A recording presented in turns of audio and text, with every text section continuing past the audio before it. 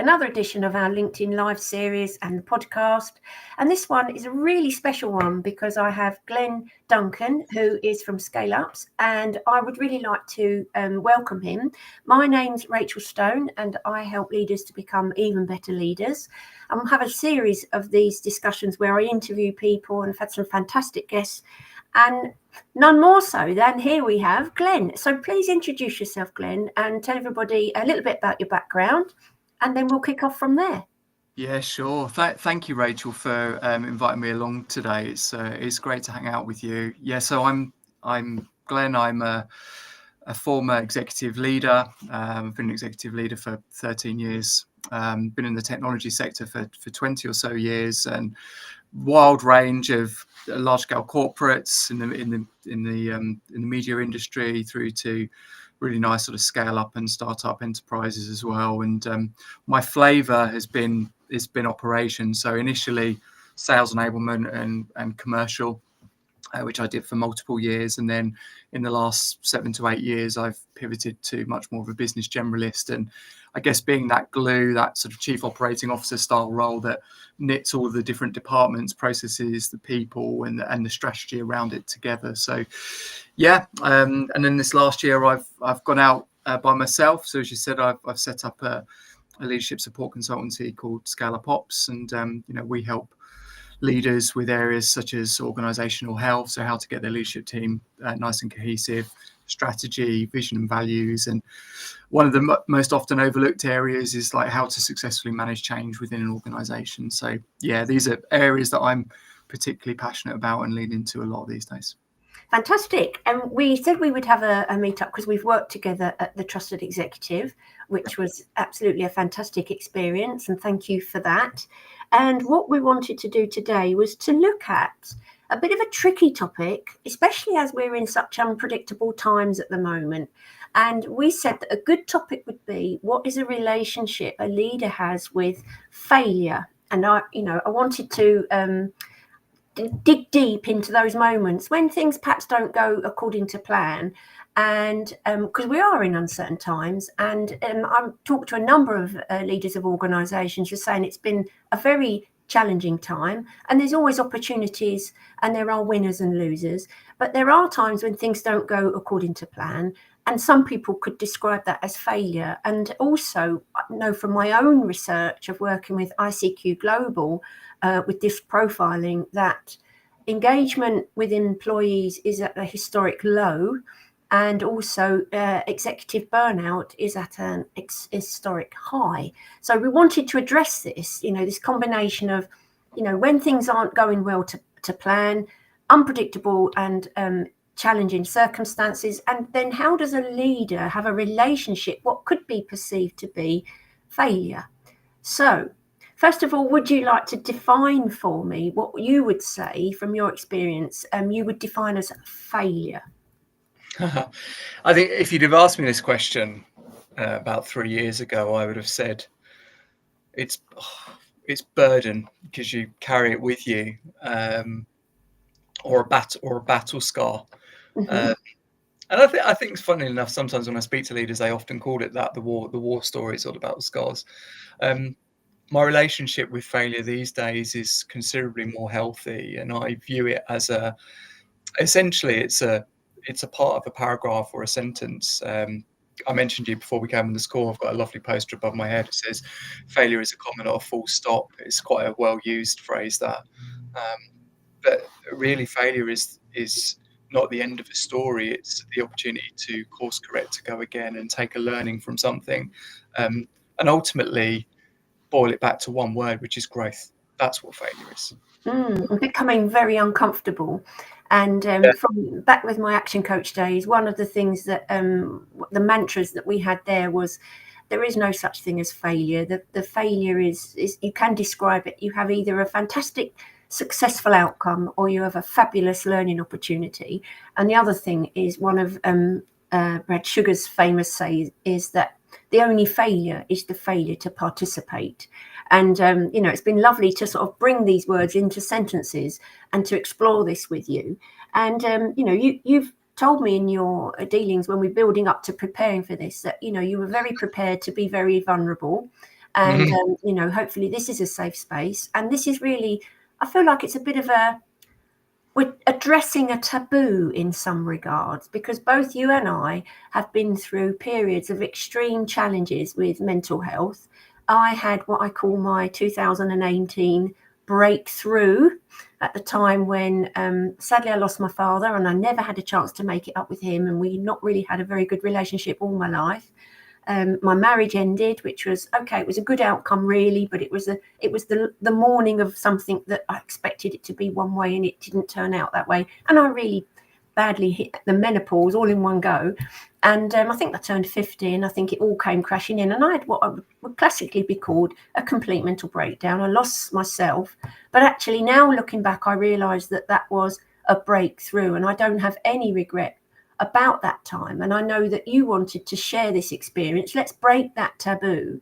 And funnily enough, while I was in hospital for the few weeks that I was there's all sorts of people from all sorts of walks of life.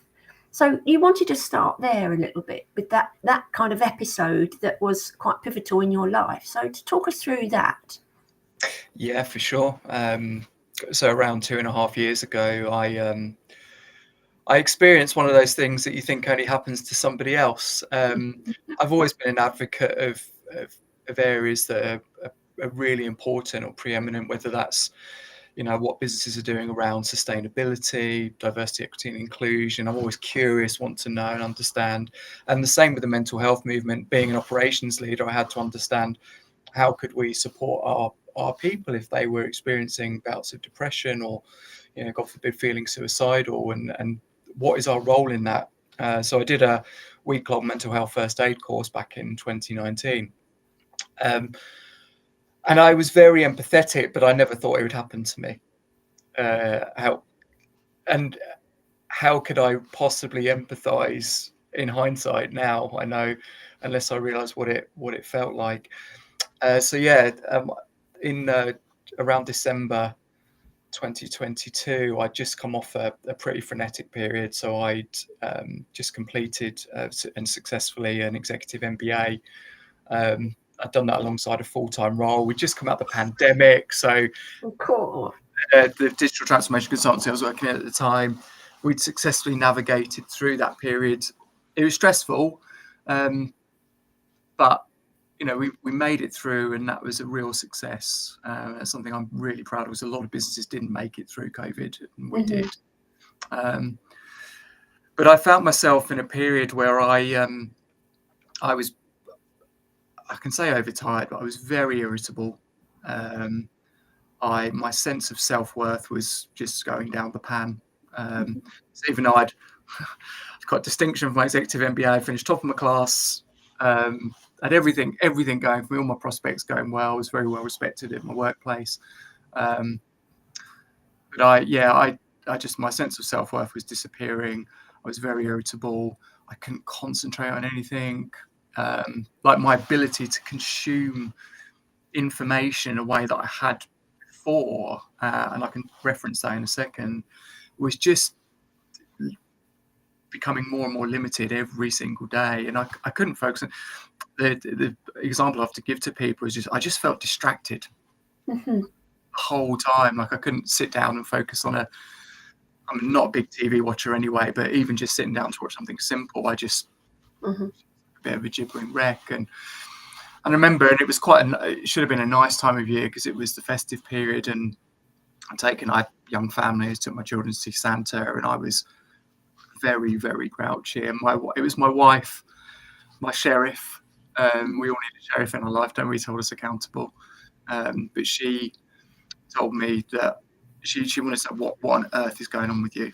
And I became quite upset at that point, and it was the start of I think the trigger of acceptance, of realizing that I was in a period of not just depression, but also going through a breakdown, which lasted quite a few months actually.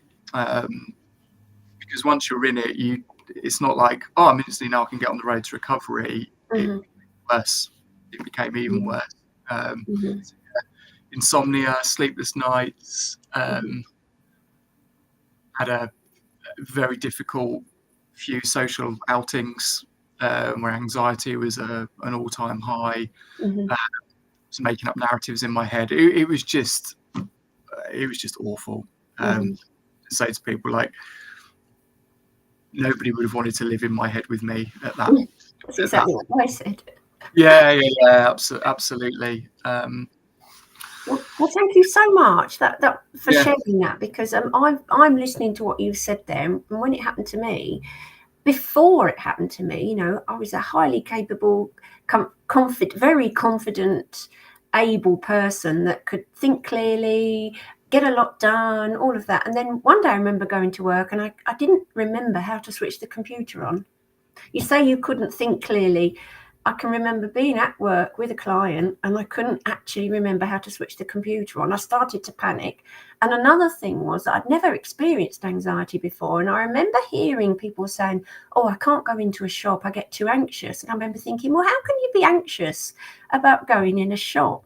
Well, I literally couldn't go in a shop. And if I got in a shop, I couldn't think and I couldn't get out the shop. So there was, my brain processing power wasn't working properly. So I can really understand what you say about that, not being able to think, not being able to take information, or not being able to settle, not being able to be comfortable in your own self. And I really do know that those are symptoms of something, aren't they?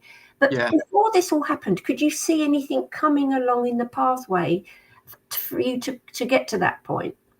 No, I'd had a few periods of time where I'd felt tired in the past. I mean, I was a pretty high energy operations leader, all action. I'd classify myself as a chronic workaholic, if I'm brutally honest. Always working very late, with the promise that if I just do this, tomorrow will be 0.5% better.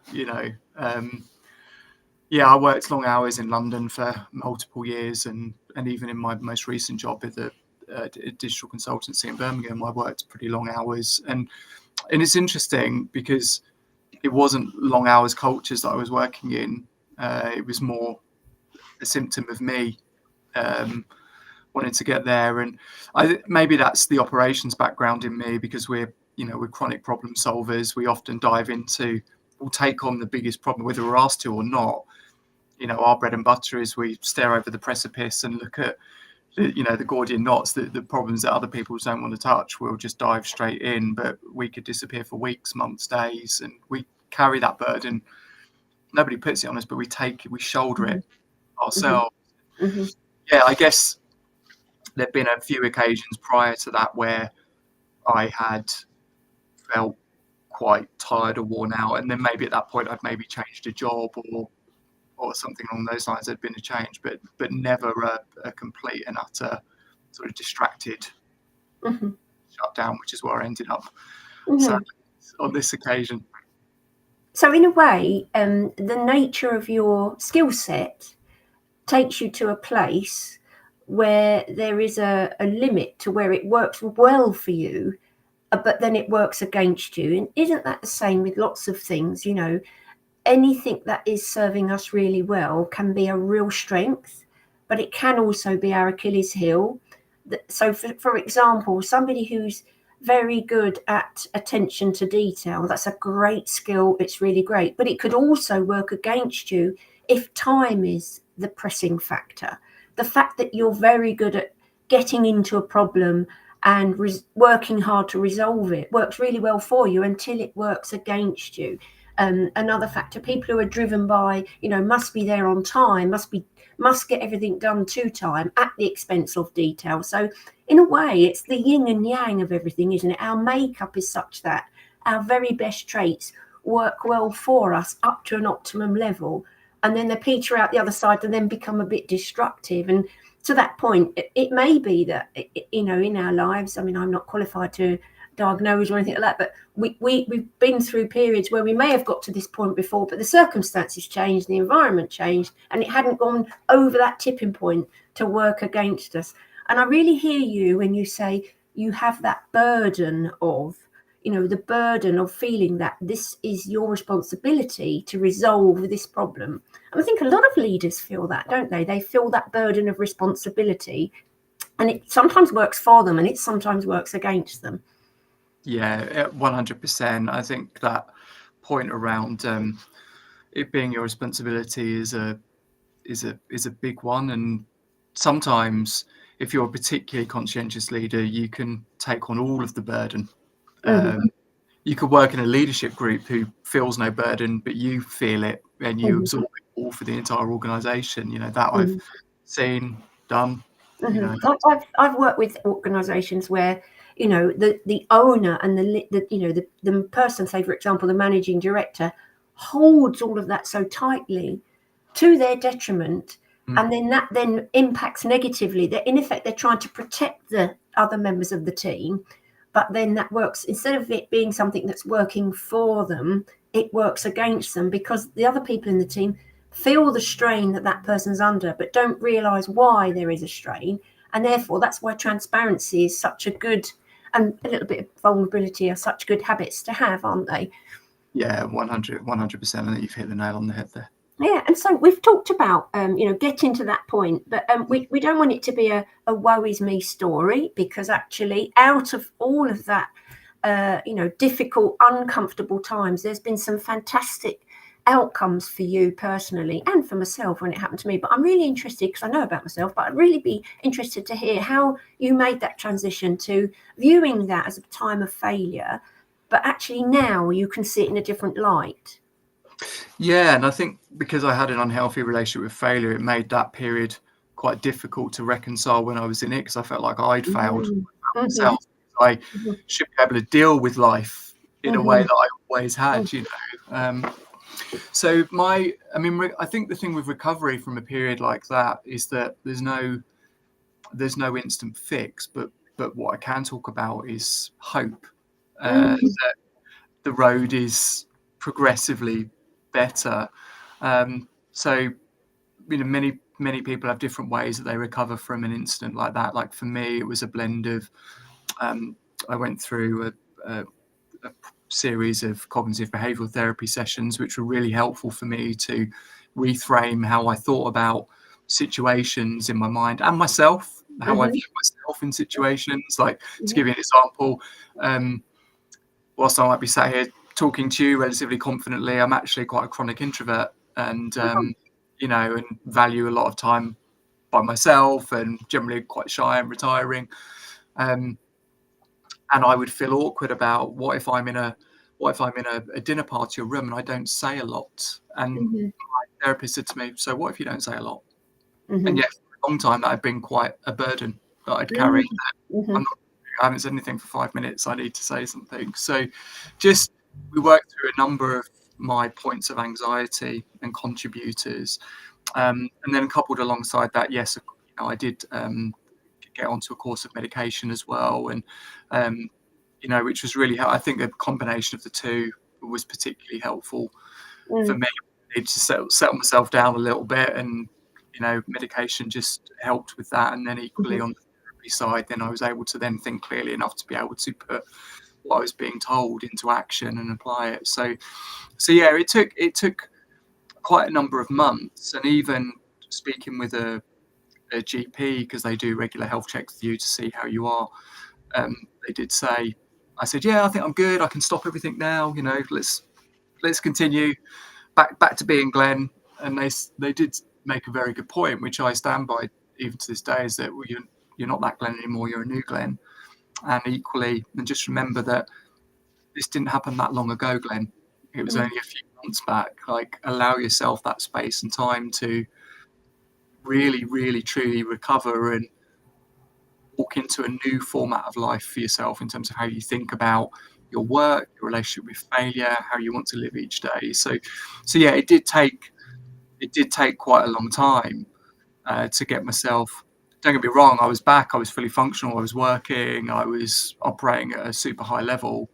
It was more about how I felt about my day and how I went about things. But yeah, I'd say I don't regret the fact that it happened. I'm quite Mm-hmm. thankful it did, because it enabled me to learn some very serious life lessons around how I absorb stress, how I deal with, you know, failure, mistakes, Mm-hmm. prepared to take on what I'm not prepared to take on, where I set my boundaries. I think, interestingly, I don't think I've worked long hours ever since. I mean, of course, I'm self-employed these days, so but I work to my own agenda and my own sort of luxury in that regard. But yeah, I'm pretty careful about where I limit myself and where I allow myself time to rest, relax, recover, or when I sense that there's too many balls going in the stress bucket and drop them now, that's okay. Or this is new, I'm dealing with a lot of new problems, but that's okay. It doesn't matter that I can't solve them all immediately. Take the learning journey, and that's right as well. I'm just being kind to myself for that. I might not have all the answers or know how to handle all of these things at this precise moment in time, that it will come through a process of failure, falling over, learning. I think it's been really insightful to speak so frankly about what's happened, because there's probably thousands of people feeling exactly how you felt at that period and I felt when I was unwell. And it's a bit of a taboo. People think, well, I've got no bandage on my arm, or I've not been, dealing with some, dreadful virus or anything like that. But equally so, this area of our lives to do with our health is such a significant part. And I remember my doctor saying, well, your body will get better before your head does. No, which way around? Your head will get better before your body does. When you've got a flu virus, you'll start to think that you're better with your head and your body will come on later. Whereas with this type of sort of situation, when we've burned out, our body gets better before our head does. And, looking at how to keep well and to know those important learnings around, what are the things that really serve us? What are the habits, the thinking habits that we have that enable us to have success? Where are our best attributes? What are they? Really understanding what makes us tick, what are our drivers? And when we know what they are, also understand it on the equal and opposite. Everything has an equal and opposite. I think we can quote famous scientists on that. For every force, there is an equal and opposite reaction. And there will be the yin and yang of our best attributes that come at a cost for us. And that cost is to the detriment of ourselves. So if we are good at solving problems, we will take on problems and really strive to solve them until we are becoming a problem for ourselves. And we all know that, it's about boundaries and setting limits. I think what I've learned is really taking time to understand yourself as a leader is so powerful in so many ways. And if we don't do that, life will make us do that in some way, shape or form. And we might find that we used to call those failures, but in actual fact, what they are fantastic opportunities for learning. It feels, from talking to you today, that, there is a need out there for people to recognise that we can't all be incredibly hard on ourselves, especially in the role of a leader, without there being a cost to pay for that. Yeah, and I think I'm going to just share a really simple analogy that a good friend of mine gave to me when I first was unwell a couple of years ago, and I'll never forget how kind they were in a moment where I really needed to hear a kind voice, particularly in the workplace. And he said to me that we'd go to the gym and train our bodies for fitness, but we don't spend a lot of time focusing on our mind. And to give a sort of a parallel example, and this will sound ridiculous when I speak about it now. So in my spare time, one of the things that I love and actually probably gives me the sort of balance I need in my life is I'm an amateur endurance athlete. So I take part in long distance running and triathlons and things like that. And I really love it. I'll think nothing of spending 10 to 12 hours a week, refining how I swim or improving my cycling, getting out for long runs, all of that, to train up for some event that's multiple months in the future. But would I invest that time in my mind? No. And that's the thing, is that we think that we can just absorb and absorb and absorb without any training of the mind. So when I was 20 years old, 25 years old, the sort of stresses I had then were, I can just absorb it. Give me more. I want the promotion. I want the work stress. I want to buy my first home. All of those different, all those different things that you have going on. But then you add in everything else that you've chosen to absorb many, many years later. Executive leader, you may have a family, long-term partner, maybe you've got pets at home, more bills to pay. Life is complex in a multitude of levels, but when do we spend 10, 12 hours a week training for that? We don't. In fact, we're not given though the ability to do those awareness of our thinking that would be so helpful, not even in school. I mean, even more so when we had the period where they introduced the national curriculum and all of a sudden it was all about remembering rather than thinking way back in the day. And I know they're trying to address that now, but I think you're right, giving yourself time to think. And I was listening to a success mindset masterclass at the weekend, and I'm a member of the Entrepreneurs Circle, and in that Entrepreneurs Circle they have these events, and in that event was one dedicated to exactly what we're talking about here today. And one of the phrases I remember from that was, if we do not go within, we will live without. And going within in that regard is learning to understand yourself and thinking deeply, giving yourself time to reflect on the kind of things that work for you and the kind of thinking habits that work against you. And we're kind of negotiating with ourselves all the time, aren't we, as human beings? And in preparation for this, I thought of a couple of books that I would recommend to people if they're in the scenario where they've forgotten how to check in on themselves and they're feeling unhappy. One here is by Shawn Achor. I did a little Google search. What is the most successful or the most recommended book for understanding a success mindset? And that's The Happiness Advantage by Shawn Achor. It's a great little video on TED Talks about that, which was really fantastic. And the other one that I've read several times and I'm going to read again because I just think it's really helpful, Getting to Yes with Yourself and Other Worthy Opponents by William Ury. And I recommend that to a lot of my clients because it is about understanding yourself first, more deeply than we don't ever study ourselves. But I don't mean in a conceited, vain way, but it's the way that we tend to think, and our common traits and habits and preferences are those things that serve us and then sometimes work against us. And I'm ever so grateful for you coming to talk about this. I think we do need to bring this out into the open more. I know from my coaching experience that there are a lot of people who carry the burden that you've described here today as leaders and don't seek help, and then it becomes more of a problem than it ought to be. And also know from my own personal experience how easy it is to become quite mentally unwell. But then the great news is it's also very possible to become a much better version of yourself afterwards. So as a golden nugget, then I always ask people to give one sort of key message at the end of these lovely chats that we have. So what would you say to anybody listening out there as a key message coming away at the end of this? I think the key message I would give is that that hope is not lost if this does happen to you, if you have that unhealthy relationship with failure and it does lead to a form of burnout, is that you can recover. Be kind to yourself through that recovery. It's going to take a little while, but I'm somebody that I call myself Glen 2.0 now. Like, I've come out the other side and I find myself in a really happy space. I'm content with my work. I have a very healthy relationship with failure. So, like, hope is not lost just because you hit rock bottom. Like, you can come out the other side and, probably start to do some of the things that maybe you've always wanted to do in terms of how you think about situations and how you live your vocational life as well. So, yeah, hope, that's the buzzword.